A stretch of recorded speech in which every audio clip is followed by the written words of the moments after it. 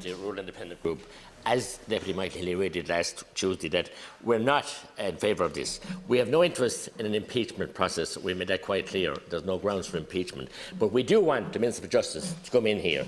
And it's her predecessor should be coming in here, because he slipped at a note. This was horse trading at its worst, Taoiseach.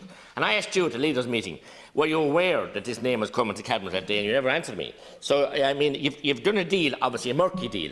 The Supreme Court is the highest court in the land. And we all have to go through processes, and anybody who's on a board of management or whatever now understands those processes and how people have to absent themselves if they're connected. This was already up. And Shane Ross, Minister Ross, to his credit, stopped you from doing it for 10 months. And the minute you got him out of government, he wasn't gone at the election when the letters started moving 2 days before the February, before the election, the letters started moving between the Chief Justice and Minister Flanagan. That was the start. You thought Minister Ross would be gone in a few days. He lost his seat, but there was a caretaker government, and he stopped that being done. And it's blackguarding of the people. You talk about separation of the public and the courts and the judiciary and the House here politically. You're damaging him every day by prevaricating here. We want the Minister for Justice in here to answer. We did allow, and often do allow, to have a swap on a road, to be swapped to ministers. We will not do that now, because you're blackguarding the House. Thank you, Deputy. Taoiseach.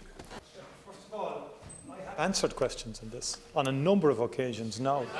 Sorry, I have answered questions, and I've answered them straightly, by the way.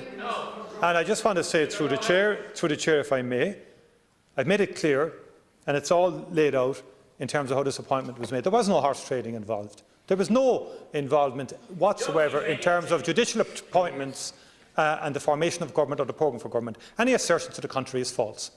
Okay? And you can make all the accusations you like, Deputy. Just because you make them doesn't mean they're correct. I know what I signed up to and what I didn't sign up to.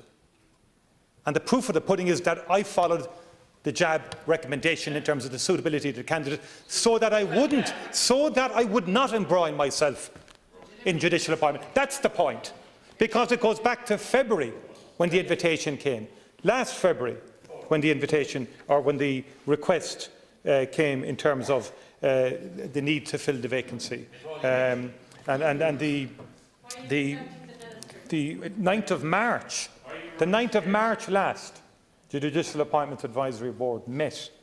That's long before any negotiations of any government. Please, and then they recommended Seamus Wolfe. I mean, those are the facts.